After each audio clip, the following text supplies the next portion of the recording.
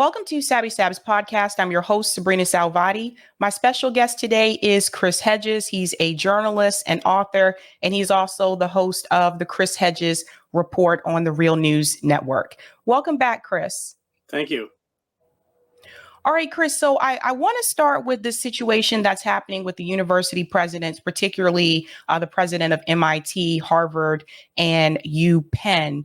I'm sure you heard about this. The president of UPenn actually decided to resign after all three presidents testified in front of Congress in reference to the protests that have been happening on campus surrounding Israel and Gaza. And there was one person in particular, Bill Ackman. He's a billionaire. He actually was the one that really led that push towards the university presidents being criticized. And now it seems as though it says with UPenn's president out, Bill Ackman is now lasering in on Harvard and MIT's president. So this gentleman here, again, billionaire, hedge fund manager. He also is one of the people that contributed to RFK Jr.'s campaign. He is really, in my opinion, based on what I've seen, he's really led the push to censor the student rhetoric on campus surrounding Israel and Palestine. And I want to get your take on that. How do you feel about the fact that a billionaire can come in and have so much power to silence speech on campus? And what do you think is going to happen to the presidents of MIT and Harvard? It's hard to answer what's going to happen. You know, President Gay at Harvard, there's, I think, over 500 or 600 faculty who've now come out in support of her. And the president of UPenn was under fire for a long time. But what this exposes is something all of us who've taught or gone to these schools understand, and that is that the president of the university does not work ultimately for the university, certainly does not work for the students.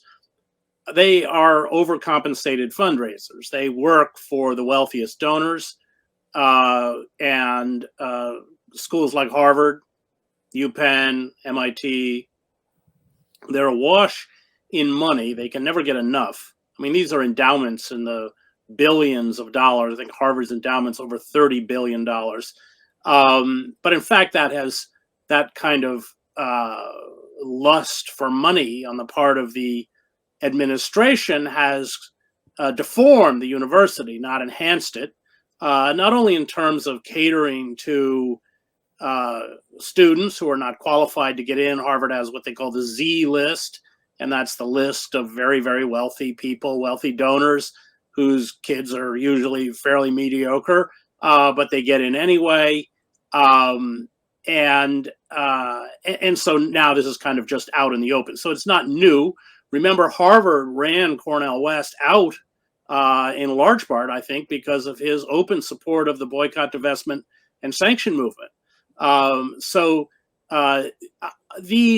Israel's lost the narrative, not just at these schools, but on the campuses throughout the country. I speak at many universities. I always visit with the Students for Justice in Palestine. 30-40% of those students are usually Jewish. And there's been a move to outlaw SJP. They just did it at Columbia, but they've been doing this for years. They did it at Northeastern a few years ago, because the mask is off of Israel as a settler colonial state, that apartheid state, and so they really don't have any answer to that truth, that reality, and so that what they do is essentially go after those students who hold up human rights for Palestine and call out Israel's egregious war crimes. I would call what's happening now in Gaza a form of genocide, and that's their response. They can't really respond to the argument because there isn't one, and so it's censorship. Correct. And it's really interesting, too, that some of the same people or some of the same voices that were speaking out against censorship in reference to the mandates, in reference to this war with Russia and Ukraine, now all of a sudden, when you change the country to Israel, all of a sudden they're pro censorship. I'm also curious to hear your take about the rhetoric. So one of the criticisms that has been basically push towards the students is that they're not allowed to say certain phrases anymore. Now they're saying that from the river to the sea in itself is now anti-Semitic. And I feel like in reference to the PR strategy that organizations like AIPAC and Zionist other groups will use is that they'll try to get you to focus on something else. So I feel like right now, they're trying to get people to focus on the rhetoric that's being used so that you're not paying attention to what's happening to not just the adults, but more so the children in Gaza. And you're not focused on what's happening to the people in the West Bank. And this brings up another question. What does it mean to actually censor someone when it comes to the state of Israel? And I ask that because now these universities are starting to change their policies. UPenn has already said they're changing their policy. But the way that they have framed it, it's very vague in reference to what hate speech means. Now people are calling this out and they're saying, well, technically, this could also apply to people talking about abortion if they're going to censor talk about murder, et cetera, because some people consider abortion to be murder. So this just goes to show you, I feel like now this is a slippery slope. Universities have a tendency to, when they do create policies, they tend to be pretty vague. Because you have to tailor it to each situation. So now there's another issue that they've changed the policy around speech at the University of Pennsylvania, but now they feel like, well, what does this really mean? This is too vague. But I want to get your opinion about that. How do you feel about these phrases now all of a sudden that weren't considered to be anti-Semitic? Now, according to groups like AIPAC and the ADL, they're saying that they are anti-Semitic. Well, first of all, these universities, or the people who run these universities, have always been on the wrong side of history. Whether that was the anti-war movement, the campus protests over apartheid in South Africa, they've always taken the wrong side. So there's a continuity here. Number one. Number two, and so that is essentially driving. Number two, AIPAC, the Hillel houses. These are the Jewish life cultural houses on campuses, are basically AIPAC outposts, and they represent a very peculiar and I find very repugnant form of Judaism. They don't represent Israel, to my mind. I lived in Israel. They don't even represent Judaism. They represent this right-wing political movement, which is grounded in a kind of Jewish fascism with Meir Kahane, who I covered in Israel. And most of the people in Netanyahu's government are heirs to Kahane. So they have embraced a particular ideology. This is an ideological movement. They claim to speak on behalf of Judaism or Israel. And of course, what's dangerous is they conflate any criticism of the state of Israel with criticism of Judaism, which is how you get to this point of the river to the sea. Now, we should be clear that the river to the sea is a slogan that I use and support, and it really means a secular state where one person, one vote. Everybody has equal rights. The Palestinians are not second-class citizens. This is, for those of us who supported the anti-apartheid movement, it was the same. I mean, there was no difference. I would argue, as Desmond Tutu has done, that in fact the apartheid state of Israel is even more vicious, especially now with Gaza. I don't think the South African government ever bombed the townships, not to any way minimize the horror of the apartheid regime in South Africa. So what they are desperately doing is weaponizing anti-Semitism to protect a particular political project and a particular ideology. But it's dangerous because anti-Semitism, like any form of racism, is real and should be fought. But it doesn't entail a critique of a nation state, whatever that nation state is.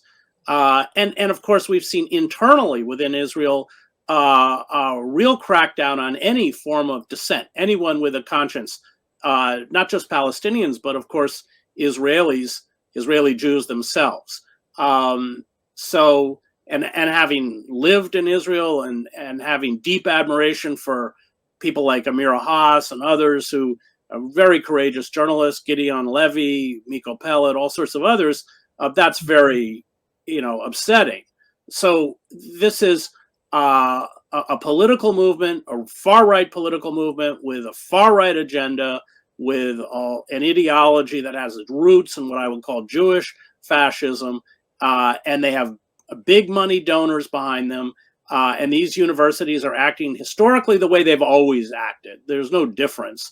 They're just exposed. All of that said, the congressional testimony was kind of heartless and legalistic.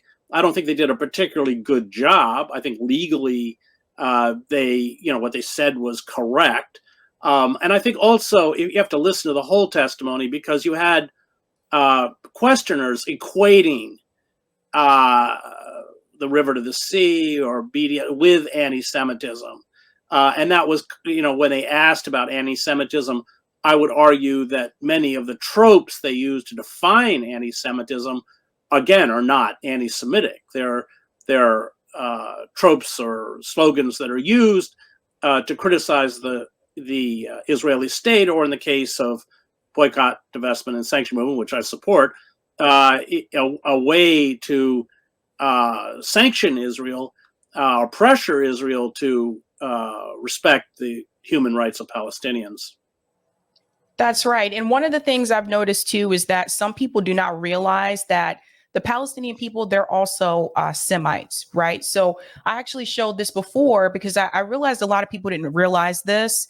If you look up the definition of Semitic, it says relating to or denoting a family of languages that includes Hebrew, Arabic, and Aramaic, and certain ancient languages such as Phoenician and Akkadian, constituting the main subgroup of the Afro-Asiatic family. So I showed this before on my show, and a lot of people, when we went to the call-in afterwards, they were like, I had no idea. And this is another thing. I feel like more people need to push back on that. When they're told that this is anti-Semitic language, they need to bring up the fact that the Palestinian people, by definition, are Semites. Well, we should also bring up the language, which is racist, which is used against the Palestinians by the Israeli government and many Israeli supporters in the United States. They're the new Nazis. They're human animals. I mean, this racism is overt, I would call it. Racism is not called out at all or sanctioned. So the whole thing is just completely distorted. And while I don't think the presidents did a particularly good job, not surprising. I mean, look, to get that position, you're appointed by the trustee board, and these are, I mean, half of these trustee boards should probably be in prison. These hedge fund managers and private equity firms and all this other kind of stuff. And that's who hires them, that's who fires them, and that's who they work for. And these people have, some of the most retrograde capitalists in the country. So remember, that's the relationship. And they wield power through money. That's it. I mean, look, there's distortions. We had the W.E.B. Du Bois Center at Harvard renamed after a white hedge fund manager because he gave money. I mean, this is just nuts. I mean, and in fact, I went to graduate school at Harvard. What I've seen is that money has not made these universities richer in terms of debate, in terms of intellectual pursuits, but in fact has constricted them, has been a detriment to academic freedom and intellectual integrity, because they're so scared of the donor class. Which is also true at Princeton, where I taught. That's right. Now, I know you were recently in Egypt, and I think some people may be wondering, what is the sentiment coming from some of the other Arabic countries? Like, what is the sentiment in Egypt? How do they feel about all of this? I know Ron DeSantis made a statement and said, look, none of these other countries want to take the Palestinian people in. I think that's an unfair statement, because I would assume that Egyptians feel that they know exactly what Netanyahu is trying to do. He's trying to push them out and push them into other countries and then take over what's left of Gaza, right? And create a greater form of Israel. But I'm curious, did they say anything to you about that when you were there? Yeah, so I was in Qatar. I was doing broadcasts for Al Jazeera out of Doha. And then I went to Cairo, where I and other international journalists led by the Egyptian Syndicate were trying to get to Rafah, not only to protest about the banning, because there's no foreign press allowed to cover, even during the truce or the pause. because Israel doesn't want the foreign press reporting on the destruction, and our Palestinian colleagues are being butchered. Over 50 have been killed, and I am certain that they have been targeted. The Al Jazeera correspondent, his entire family was killed, largely, almost all his whole family. So it's appalling. But no, the sentiment within the Muslim world is what you would expect. They're appalled. They're angry. Hamas has been elevated to the status of demigods because with almost nothing, remember, Israel is using its air force, its navy, its artillery units, its mechanized units, its tanks, command and control, missile batteries against a people that has none of these things. I mean, the Hamas is largely dependent on small arms and maybe RPGs or something, not much else. And, you know, I'm not going to start getting into a critique of Hamas ideology. I knew the founder of Hamas, one of the co-founders, Dr. Rantiz, I actually liked.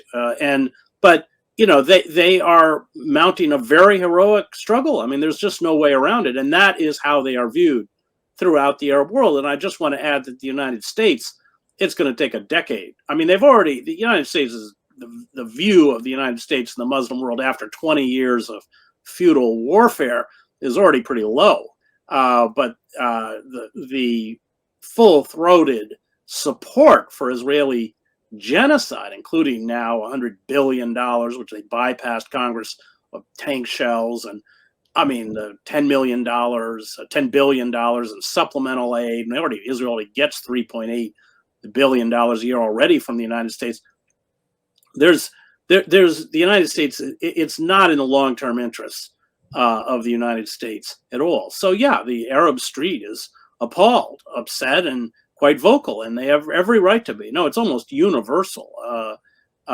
Anybody, I mean, the images that are filtered out of Gaza, although Israel will shut off the internet and shut off the phone service, I mean, it doesn't want the images out, are just, I mean, I spent a lot of time in Gaza, spent 7 years covering Gaza. I can barely watch them. I mean, it's just so horrible, terrible, and cruel. I mean, you know, I was in Sarajevo during the war, so that was being hit with 300 to 400 shells a day, constant sniper fire. Well, that was 4 to 5 dead a day and about 24 wounded a day. And I want to minimize it. I still have nightmares about it almost 3 decades later. It was really awful. That's nothing compared to Gaza. We're losing hundreds. I mean, they estimate up to 100 children alone a day. They're obliterating it. So, you know, it's far more akin to the Wehrmacht's assault on Stalingrad, where 90% of the buildings were destroyed, than it is to Sarajevo. So I think for those of us who actually been in a siege, we're more cognizant of the carpet bombing, the indiscriminate leveling, which is, of course, the plan. Hospitals, you know, they don't have food. I think 36%, the UN says, of Gazan residents are now on the brink of starvation. This is all by design. And what they are doing, and we're going to see infections. No sanitation, no clean water, no medicine, no bread, and nothing. And so the idea is to create an appalling humanitarian disaster, which I think Israel feels will pressure the international community to allow the Palestinians to leave into the Egyptian Sinai, and the Jordanians have pushed their military right up to the border of the West Bank, because the feeling is that after Israel finishes with Gaza, they're going to ethnically cleanse the West Bank. And with the killings now, I don't know what we're up to, 300 or something, thousands of wounded, and arming these Jewish settlers in the West Bank with automatic weapons and to create this reign of terror. And the United States is vetoing ceasefire resolutions. It's just absolutely, I can't say as I'm surprised, frankly, in the end, but it's so unconscionable. It's so appalling and disgusting. So yeah, Egypt is obviously, the Arab world does not want to see 2.3 million Palestinians ethnically cleansed, because they'll never go back. It's interesting that Israel has carved out a supposed safe zone along the shorefront of Gaza. Gaza's on the Mediterranean. And it's, you know, there's also this I haven't seen any strong evidence to back it up, but this feeling that they will essentially send ships, if no one will take them, they'll just put them on ships. And if you don't have any food, you don't have any water. I mean, you reach a level of desperation. You just want to get out. So it's really I'm sort of looking for historical analogies. Even the ethnic cleansing in Bosnia, which is pretty awful, was not like this. We really would have to go back. I don't know, the Armenian genocide or something. Yep. But we are watching in real time genocide, and other than rhetoric, most of the world is doing nothing. Certainly, the United States is worse than nothing because the Biden administration is completely complicit. And Blinken, when he first went to the Middle East, he was lobbying the heads of Arab states to accept Palestinians. So they wanted to send 1 million to Egypt and 600,000 to Iraq. I don't know the breakdown.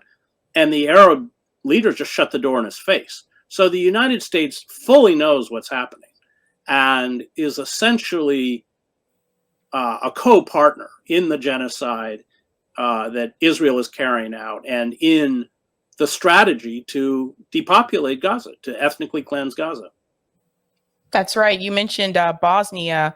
The thing about that, too, is that Bosnian refugees were allowed to come to the United States, and they don't want Palestinian refugees to come to the United States. That's the interesting part about that. We have seen Israel bomb hospitals, schools. They've killed journalists, multiple journalists. There was a CNN producer who lost 9 members of his own family in Gaza. So, of course, CNN had to address it because it was one of their own. But the big piece I think that people are focusing on is the children, right? The number of children that they're killing.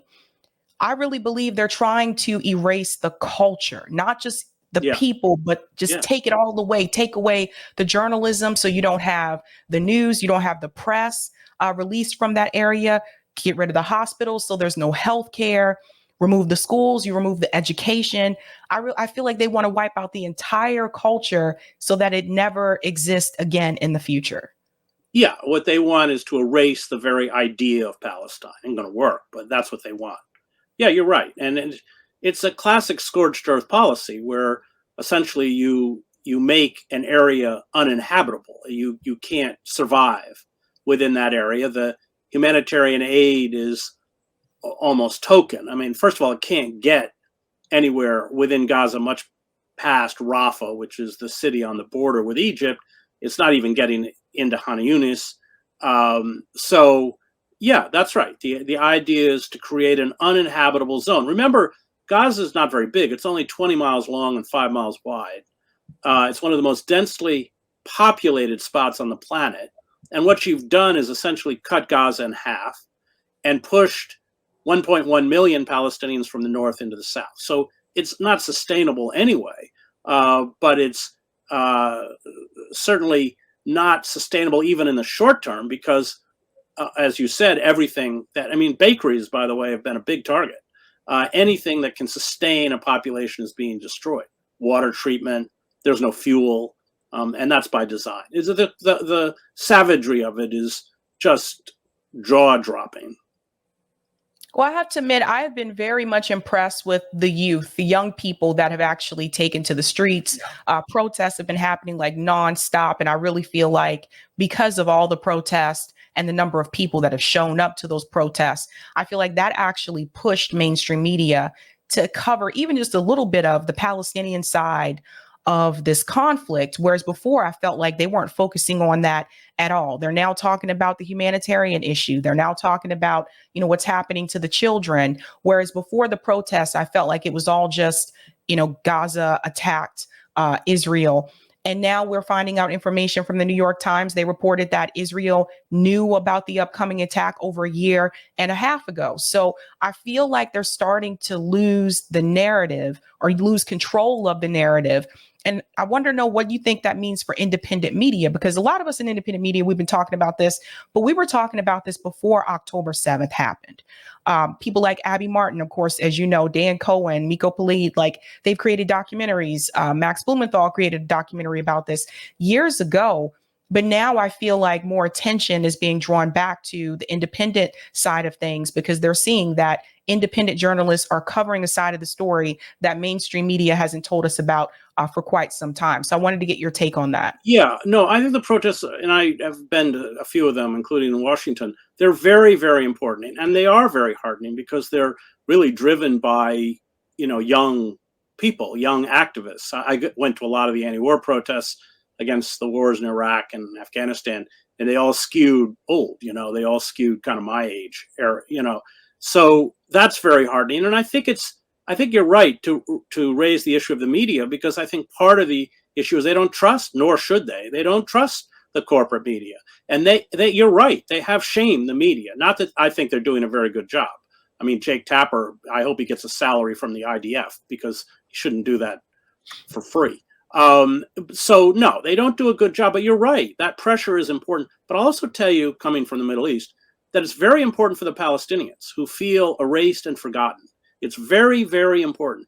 And I just want to say, I have such admiration for all of these protesters, and especially for Jewish Voices for Peace, because I think they're holding up authentic Judaism. I graduated from Harvard Divinity School.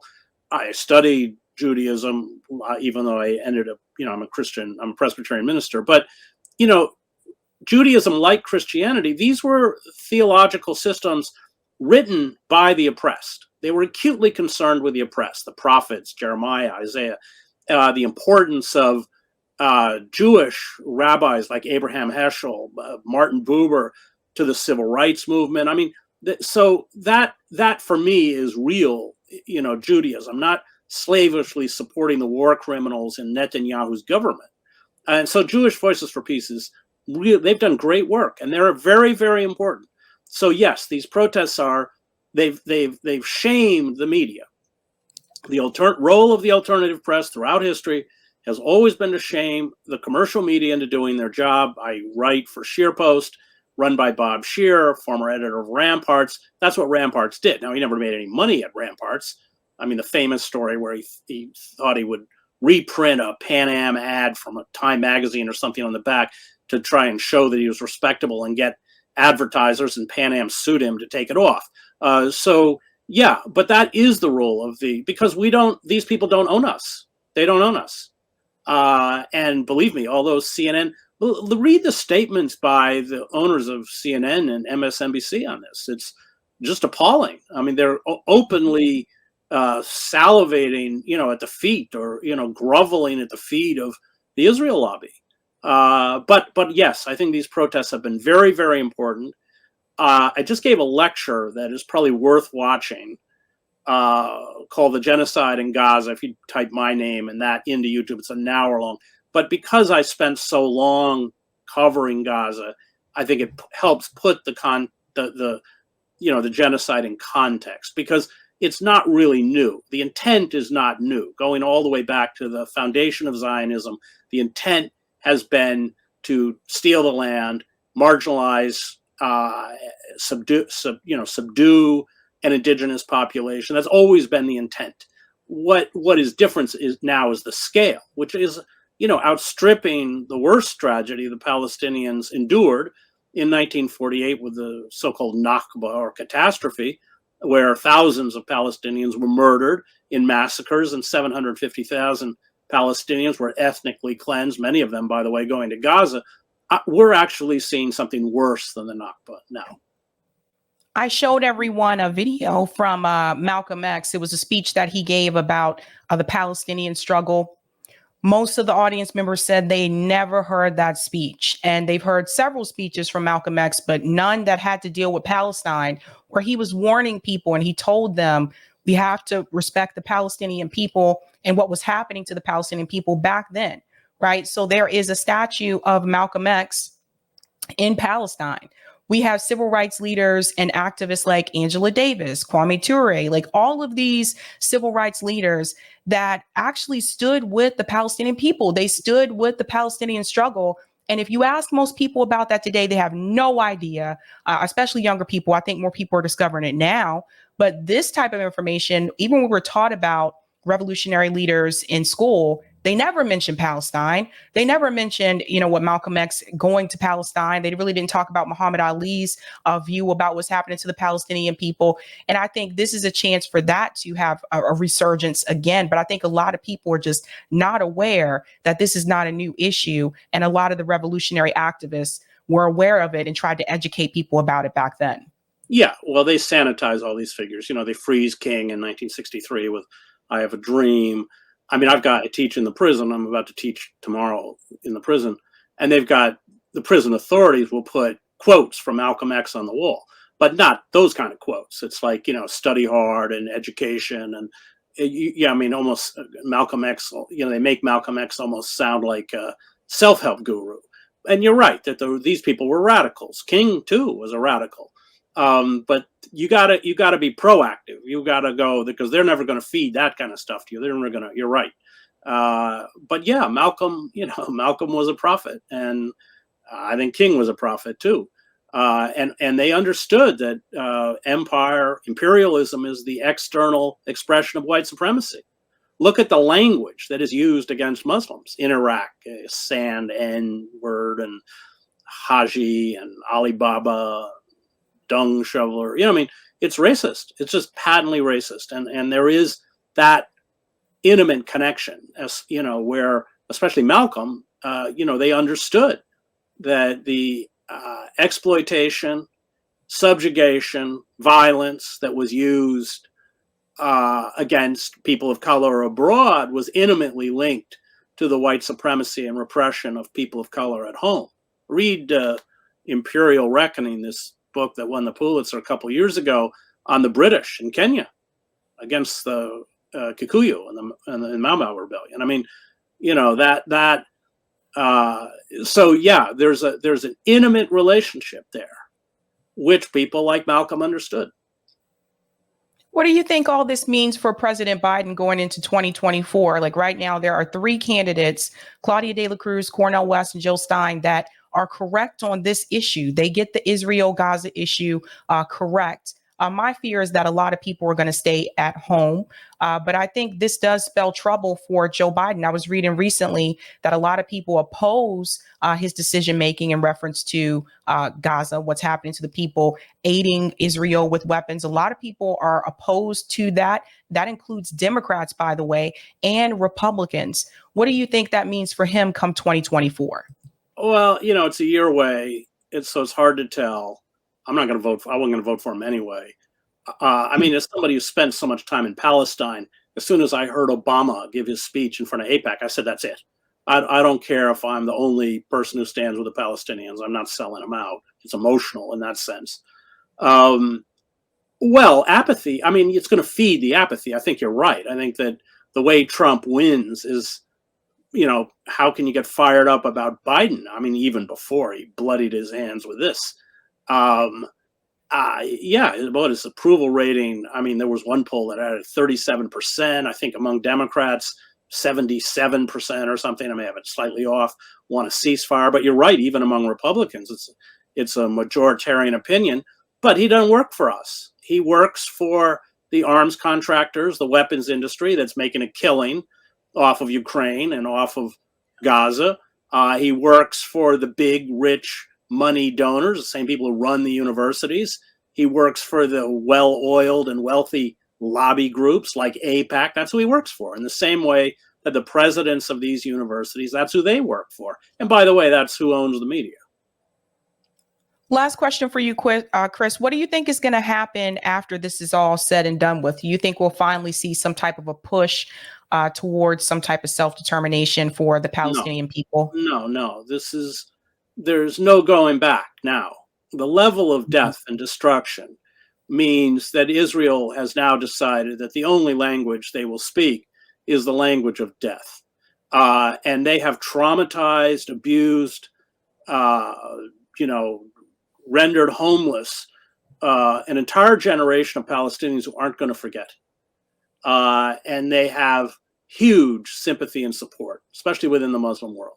So this is, deeply counterproductive, not only in terms of regional stability, but ultimately for Israel itself.